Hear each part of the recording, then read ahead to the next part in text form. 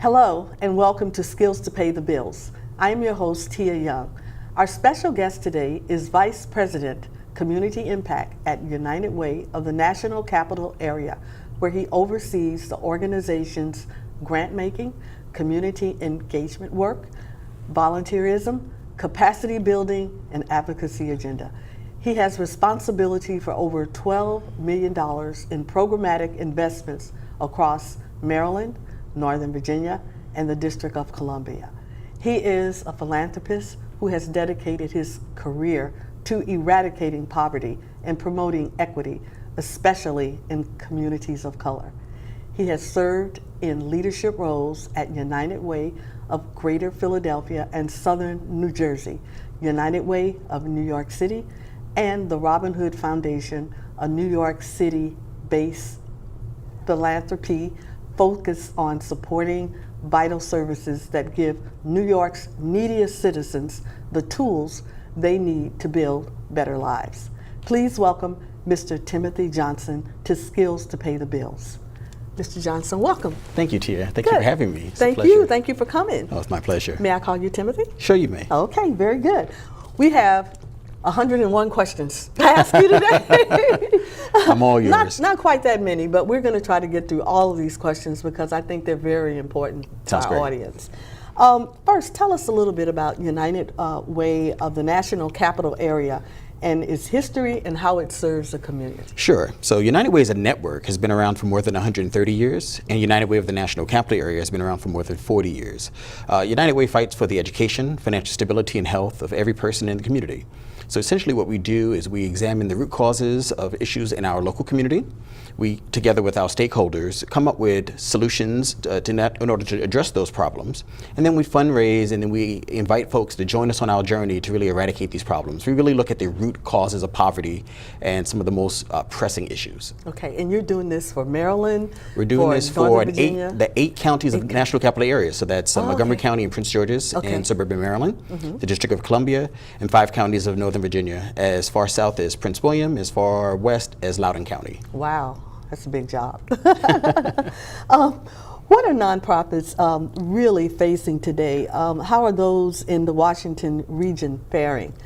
Sure. So it's a mixed bag. It's a tale of two cities. So at the same time, we have a good deal of our residents who are struggling. Folks who are not really taking part and taking participation in programs because they fear really working with any organization that has any ties or partnership with the government these days, which is a challenge. We have a lot of individuals who are not coming out for fear of reprisal. But at the same time, this is one of the most educated and wealthy regions of the country. So in fact, 35% of all Marylanders are facing challenges making ends meet. 40% folks here in the Commonwealth of Virginia are also struggling to make ends meet and afford sort of the basic necessities. In fact, here in Fairfax County, where we're sitting right now, it takes a family of 4, 2 adults, an infant, and a preschooler. You have to make $83,000 just to make the necessities. So we're talking child care, food, transportation, taxes, nothing extravagant. So it's a challenge if you don't have the resources, and more importantly, know how to use those resources to make ends meet and help your family advance. Right. Do you think these challenges of today are similar to what they were, let's say, 30 years ago, or is it just a total different situation? I think there's always been challenges, but today the work world especially is a very credentialed, very educated place, and for individuals who do not have the skills and they're not retooled to face today's workforce, or our students who are facing trouble getting out of school with the skills necessary to succeed, they face an extraordinary challenge that maybe we didn't see 30 years ago. Right, because the skill set that is needed today is different, a lot different than it was 30 years ago. You're right. I understand that United Way National Capital Area has announced an ambitious initiative to make a direct impact in the region. Can you tell us more about your community commitment? Sure, I'd be happy to. So approximately 3 years ago, we launched this ambitious goal, as you mentioned. It's really a 5-year, $12.3 million strategic investment portfolio. We call it affectionately the community commitment. But basically what it is, United Way of the National Capital Area put our stake in the sand and said that we want to do something that's going to deeply impact the folks in the region, and we're going to go a route that's not heavily sort of crowded by other funders. We want to see where we can play a value-added role. That way the entire community can be covered and not just, we're funding the same thing that others are. So what we did was we went out and we spoke with stakeholders, we spoke with our partners in government, nonprofits, residents, to ask where were the most pressing issues that they witnessed in their day-to-day, and where do they think their United Way could play a role. And from that, we came up with an overarching goal of helping the residents of the National Capital Area overcome the academic, social, and economic challenges, the barriers to success, and to do so in a way that really takes a two-gen approach. We're going to work with the students, but we're also going to work with the adults in their lives and in the community. And that is really the crux of our community commitment, focusing on education, and financial stability is our two really strong legs of our stool. Right. Now, when you mentioned that you went out and you spoke to residents, how do you go about finding those residents? Is it just kind of a... We attended community events. Churches. My staff and I went out with surveys and clipboards, and we went on marches and walks where we had Whitman Walker would have their annual walk. On the ground, That's literally. On the ground, wherever we attended, because we spent a good deal of our time out in the community, because I like to say the community is not happening at our desk in our offices, so we have to be out and about. So whenever we are out in the community interfacing with both nonprofits, leadership, and staff, as well as the participants that they serve, we make it our business to ask questions and really see where folks see their United Way making a difference. And we took all those responses, of course, and then we talked to some of our research partners and folks who are a little bit more data wogs, so to speak, to make sure that the responses weren't just anecdotal and that they were rooted in some data. And then from that, we came out with our community commitment. That's really good, because so many organizations want to help and they're putting things together, but they never get outside the four walls. I mean, they're right inside the offices and they never get out to actually hit the ground. Absolutely. Hit the ground running. Okay, so let's talk in detail a little bit about some of the area that you focus in. Sure. With education. What is United Way doing in this area of education? So in education specifically, we identified there was a gap. And speaking specifically with some of our providers and some of the school districts, we realized that middle school was an area that was underinvested in almost every county that we spoke. Everyone loves to work with the little kids, and then folks are intimately and ultimately worried about the graduation gap that exists still in our region. So we felt like the middle school was an area that, since these young people are going through a time of transition, both socially, biologically, 6th, 7th, 8th graders, that was an area that we could help students stay on the tracks. I think it was former Secretary of Education, Arnie Duncan, said that middle school is the Bermuda Triangle of education. Either kids learn how to swim or they sink. So we found that United Way could play a role in helping these young people successfully navigate 6th, 7th, 8th grade, arriving to high school, performing on grade level, and on a pathway to succeed, whether that's graduation, going off to career, college, the armed services, whatever is successful for them. So what kind of programs are you doing to get these young kids interested? So we're using a specific tactic model. It's called the community school model. And it's a national model, in fact. It really serves the community. The school serves as the hub of the community. So what United Way does is we invest to have an actual individual embedded in the school that serves as part of the principal's leadership team, along with the guidance counselors, the teachers. They're in the school almost acting as air traffic controllers, making sure that they understand the needs of that individual middle school, and then coordinating with nonprofits in the community to bring the services to bear that these students need. So for example, little Johnny may not be coming to school, so just instead of saying, okay, we have a truant young person, let's find out why he's not coming to school. You find out that he's staying home taking care of grandma. So now we bring nonprofits in who can help grandma out, freeing Johnny up to be a student coming to school and not having to miss school, because we know attendance is one of the early warning indicators of kids dropping out. That's a good point. One of my friends just recently retired from the Fairfax County school system, and she was saying one of the problems that they have is getting parents involved. So I'm wondering, Have you experienced that, or have you been able to overcome that? Sure, it's a challenge. It's something that we continue to work with, parent engagement. And it's not because parents don't want to be involved. A lot of our parents are working multiple jobs to make ends meet. As I mentioned, it's really expensive living in this area.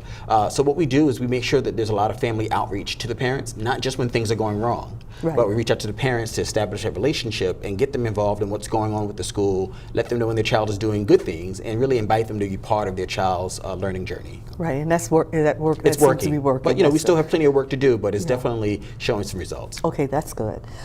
In the area of financial stability, I understand you just cut the ribbon on your new financial empowerment center in Alexandria. Yeah. Tell us about the centers and how they help individuals in the community. Sure. So just like I mentioned in education what our goal was, in financial stability, we identified about 260,000 individuals who are underbanked, meaning that they don't have formal relationships with a mainstream banking institution.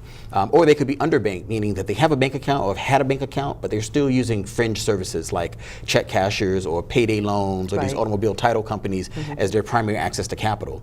So what United Way has done is great being part of a network because you didn't have to reinvent the wheel. We looked at the network of over 1,800 United Ways around the country to find what type of tactic and model would work in the national capital area. And we found what we call the financial empowerment centers, which are community-based physical centers that folks can come to learn the importance of not only the importance of having a budget and how to use a budget, but how they can get their financial lives, financial selves in order, having the skills to pay the bills, having those financial skills. Right. So oftentimes people stay at home really feeling like their problems, they're the only ones with these financial issues and that they're insurmountable, there's nothing they can do, so they suffer in silence. It's a terribly personal thing to really open that self up to others and let them know that you're having some challenges. But there's plenty of people out there who are skilled and educated to help you formulate a plan, not for you, but with you. And what these financial empowerment centers do, folks can come in and they can learn, like I said, about budgeting, they can learn, have their credit scores pulled, and sit down with a credit coach who will help them formulate a plan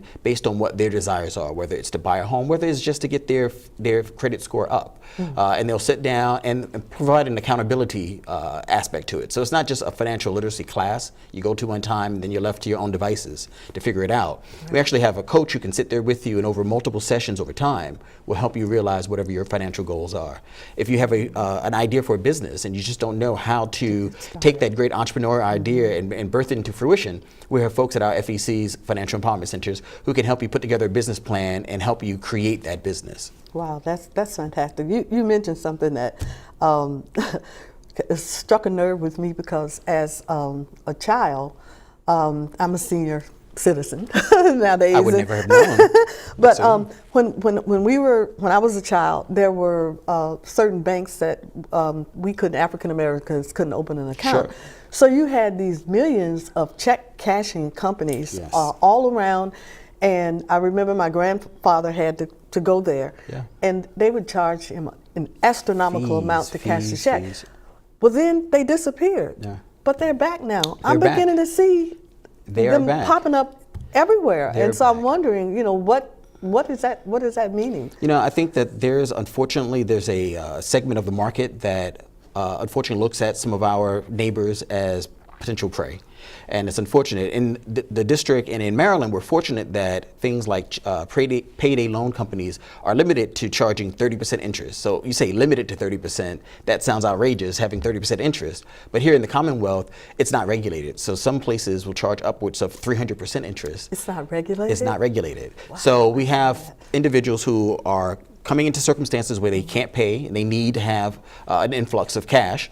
So they didn't have the money to begin with. They go get this loan, and now you're hit with 200% interest, 300% interest. You clearly can't pay it back plus that interest, and then you have to take out another loan. And now you're caught in a spiral where many months out of the year, you're now trapped. So what we try to do is try to help break that cycle. And one of the things that we're doing is also exploring other interesting ideas and innovative ideas to introduce other forms of loans and getting capital into the community that's not necessarily mainstream. So that together with working with banking partners, and we have some great partners who have free banking products that come to our FECs, and they help people get a second chance. They may have had a mistake in a bank account in the past. They give them an opportunity to rehabilitate their banking sort of credit, their banking history, and then reestablish ties. And they come back. Okay, Absolutely. very good. We are going to take a short station break. So don't touch that dial. We'll return shortly.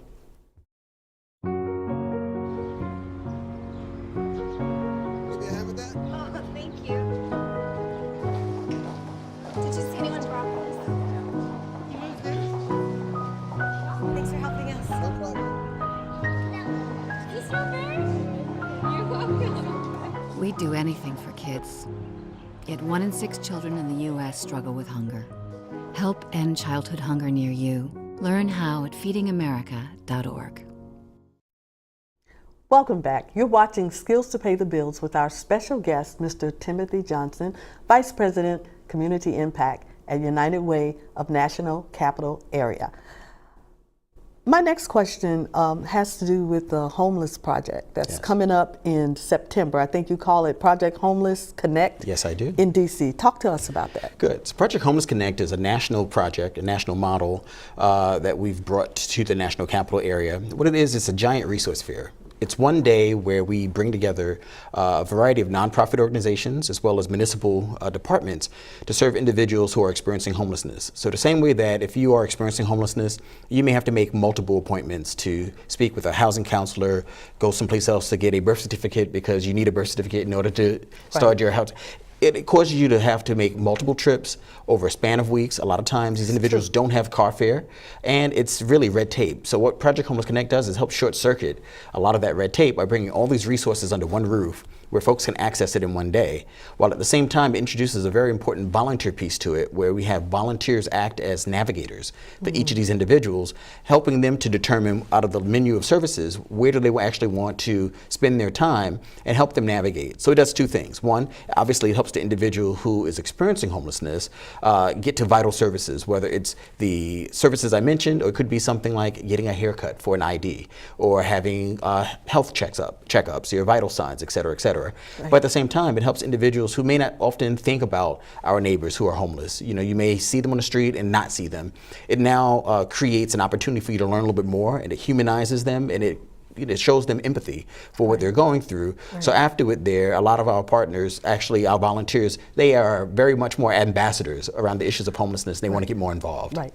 We've used that word a lot. You and I both, volunteers. Yes, volunteers. So I have a question. Okay, Many great. nonprofit organizations have problems in finding and maintaining a strong volunteer base. Sure. It is my understanding that United Way has some of the most outstanding and committed volunteers anywhere. How do you get them and how do you retain them? Sure, we're very blessed in that way, from our board volunteers all the way to volunteers who help us on a day-to-day, week-to-week basis. We keep them engaged. The important thing is having activities that really are impactful and not just sort of busy work. So we engage our volunteers, they come out, they can actually see where their actions at the end of the day, end of the week, has impacted a young person, has impacted a family in the region, and they can see what their return on their investment on their time actually is. And we tell them about the work that we're doing, we keep them informed. So an informed volunteer base is a base that wants to come back and volunteer time and time again. And that's really sort of our secret to keeping our volunteers motivated and fired up. Right, and these are unpaid volunteers. Absolutely. Right? Because some people have paid volunteers, which I don't quite understand that. But right? We're fortunate because we have partnerships with about 700 corporations and about 3,000 workplaces. Yeah. So some of our volunteers come directly from our corporate partners, and some, they come to our website directly, and by clicking on Get Connected, they can actually say what they're interested in and match up their volunteer desires and needs, desires with our needs, and then we sort of make the marriage there. Right. Do you help other smaller nonprofits if they don't have enough volunteers? Absolutely. We have a variety of nonprofit partners who work with us day in and day out, and one of the things that we constantly get from them is we ask them for their volunteer opportunities so we can then share it with our base of volunteers. So we do that sort of volunteer match for them. That's fantastic. Now here's one question. I definitely don't want the clock to run out on us on this one, because I got a little involved in this one this year, and that is your Do More in 24 fundraising campaign. Tell me what happened in 2018. How did it do? Tell us first about what that Do More 24 is the region's largest 24-hour online giving day. This is our 6th year of doing Do More 24, and what it really does is it provides an infusion of capital. A lot of nonprofits have a fiscal year that runs July to June. So these spring months leading into summer are where they're really trying to get across that line in the black. People think about nonprofits and giving to charity around the end of the year, around tax season, but it's really this period of time here that's a struggle. So what Do More 24 does, this is United Way's way of giving back to our nonprofits by providing, the community an opportunity to give to these organizations and give them a cash infusion at the time of year that helps them get across and finish strong. Right. Oh, wow. That's fantastic. And I had fun. Thank you. It was very successful this year. I played a little part in it, but I had fun doing it. Every part is important. This year we raised over $2.1 million. We had nearly 900 nonprofit organizations participate, which is our biggest. It's around the nation? Just in the region. Just in the region. So this is just for the national capital area. Wow. Absolutely. That's fantastic. The areas of health. I understand that you focus on ensuring families that they have access to nutritious food and exercise. Absolutely. Talk a little bit about that.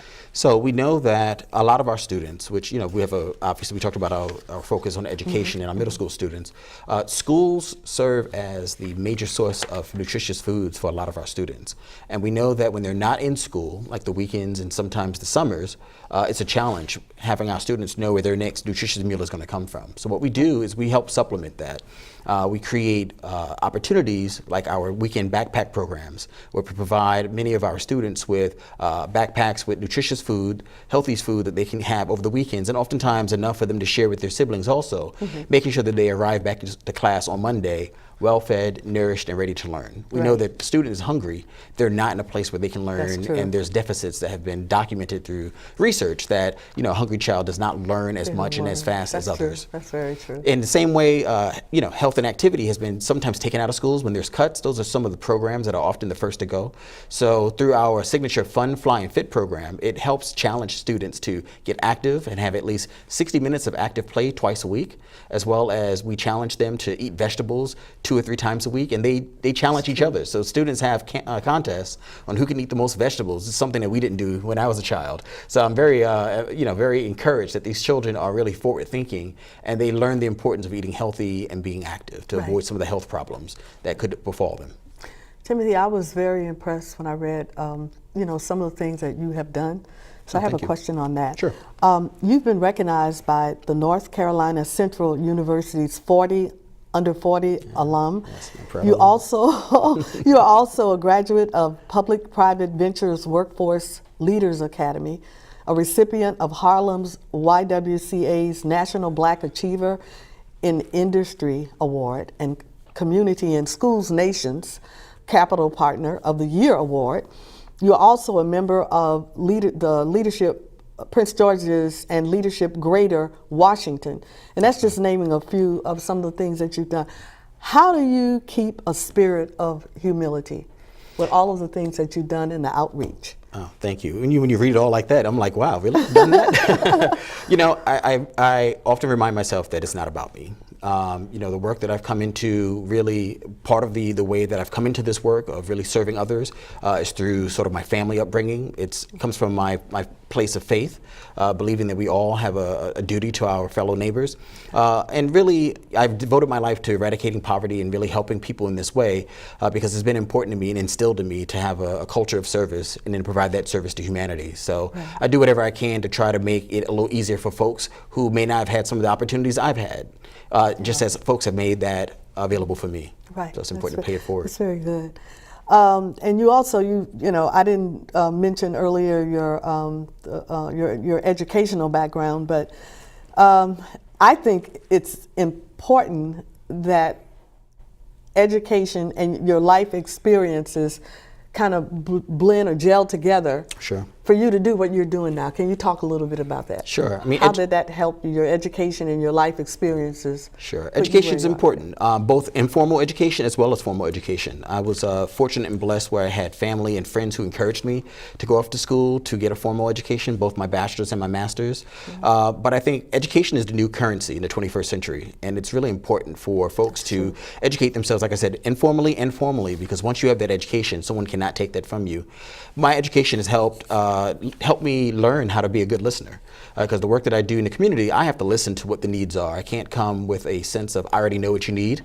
I need to be able to, that's why we have 2 ears and 1 mouth, to Right, listen that's twice true. as much as we speak. true. So, to really listen and be an active listener so you can find out how you can match the skills and the resources that you've been blessed with to help others. That's right. That's good. Are you or members of your staff available for speaking engagements? that will Absolutely. come We're up? the community impact team. So, like, as I Right. mentioned, we're out in the community. We'd be happy to talk with So you can come you and or talk. whomever. Right. Absolutely. Okay, that's good. That's real good to know. I also want to ask you, what is your advice to small nonprofit organizations who are struggling to stay alive? They cannot get funding from a lot of the banks that they go to, and sometimes they don't have staff that are college trained that can, whip out a grant in 5 minutes. Sure. They don't have that. What would you say to keep them positive and moving forward and not giving up? Sure. So 2 things. I would say, 1, capacity building is huge.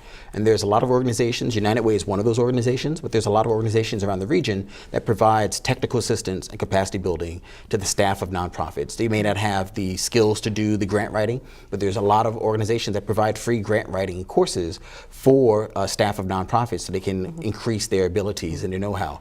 But I think really what nonprofits need to do, once upon a time, everyone felt they had to do it all by themselves. And I think the paradigm has changed. As a funder, when I look at programs, I look for collaboration. And I think collaboration is one of the greatest things nonprofits can do these days. You don't have to feel like you have to do something that may be outside of your wheelhouse. Right. Partner with another group. And together, I think you're able to cover more, serve more, and do more. Do Thank more, you. right? Absolutely.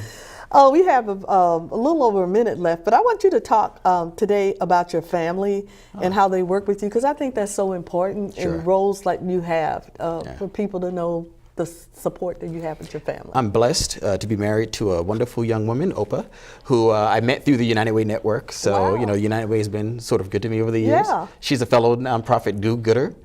She's the chief of staff for her nonprofit organization, and I think we encourage each other. It's good that we both, we're both proud graduates of HBCUs, and I think we have a sort of foundation of giving back and be of service to others. And again, she encourages me, I encourage her, we work together, we volunteer a lot, even outside of work, and I think it's just part of the culture of our family that we're building. Well, that is so wonderful, and I am so grateful to you for taking time away from your busy schedule to pleasure's come all here mine. and to share with us today. And you are invited back anytime. Thank you, Tia. I appreciate that. Thank you so much. Thank you for watching today's segment of Skills to Pay the Bills. We invite you to join us next week, same time, same place, for another great show.